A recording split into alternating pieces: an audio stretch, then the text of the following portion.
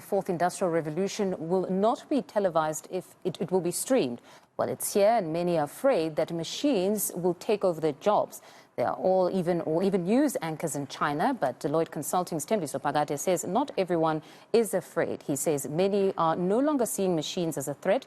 Phakathi joins us now to explain. Mr. Phakathi, good morning, and thank you very much for your time.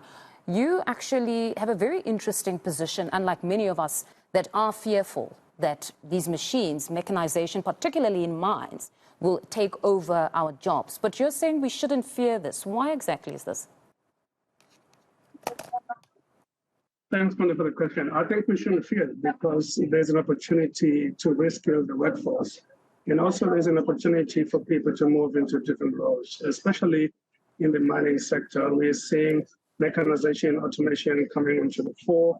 But I think we can repurpose people's skills to start doing new things. In fact, at Deloitte, we see machines as colleagues or as co-workers. So really, employers should just learn new skills to work and drive with machines, not be pushing them. In fact, we are seeing a lot of companies taking advantage of the opportunities. You actually say they not only have to reskill, but outskill. That was the first time I heard that term, with you saying actually perhaps they need to be moved out or repurposed, where they're not necessarily in that industry anymore. Because if we look at South Deep, when I read of Goldfields South Deep, it's fully mechanized and you've only got 2 people manning that drill rig. Then one wonders that if you're going to continuously say upskill, but there will be less jobs in the mining space if we go the route of fully mechanizing.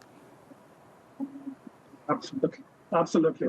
Once you fully mechanize a mine, it is almost impossible to upskill and reskill everyone, especially semi-skilled and unskilled workers. In fact, I spoke at a different conference. I said it would take 6 to 9 months to try and train an unskilled or semi-skilled person to actually work with a machine or become an operator. So what organizations are doing is to give workers entrepreneurial skills to actually go out in the society and the communities from which they come, so that they can use those skills to actually upgrade themselves and contribute to society. So not everyone in the company is going to be as skilled. In fact, it's going to take much longer to reskill everyone. So it's okay to outskill people and giving them skills that they can use in society and in their communities. There seems to be some sort of false comfort in some spaces where when they look at South Deep as perhaps a case study,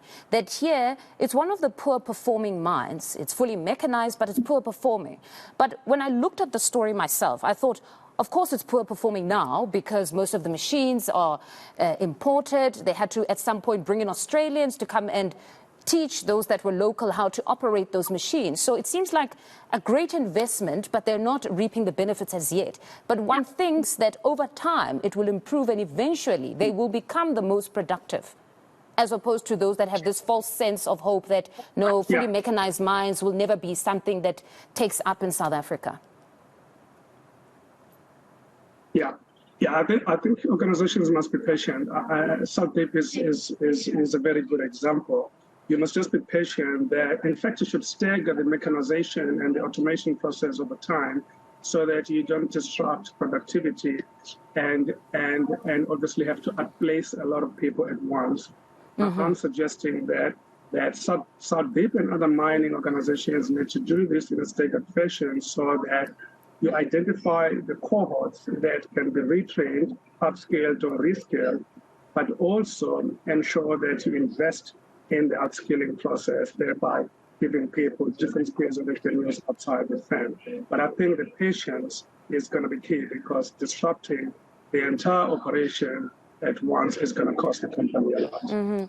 Do you think organized labor is heeding the call to start pushing their current employers to say, outskill these workers, take them out of this industry? Soon enough, it will be an industry that no longer exists. Do you think they are moving with greater speed, these unions? Or maybe unions are just saying, we're just going to fight for our share right now, increase our salaries. We're not going to put pressure to say, take them to school to study something completely different. I don't think the unions are actually taking advantage of this. In fact, they are not seeing this as the opportunity. My argument is that the sooner you realize that AI, digitalization, and automation are here to stay, to fight the process is almost counterproductive. I think that unions and organized labor should insist and encourage companies to give workers other opportunities, especially those that can quickly adopt new skills and new ways of working. But as I say, once you've got an unskilled worker that has done a job for 15 years, that is manual, it's going to be very hard to teach those people new skills. Move them into a different area that can easily, so where they can easily adjust. But those that are going to take long to almost convert, give them different skills. But I do think the unions and organized labor can take advantage of this process only if they see opportunities in the Sthembiso, thank you very much for your insights this morning. That was Consultants Director of Human Capital, Sthembiso Phakathi.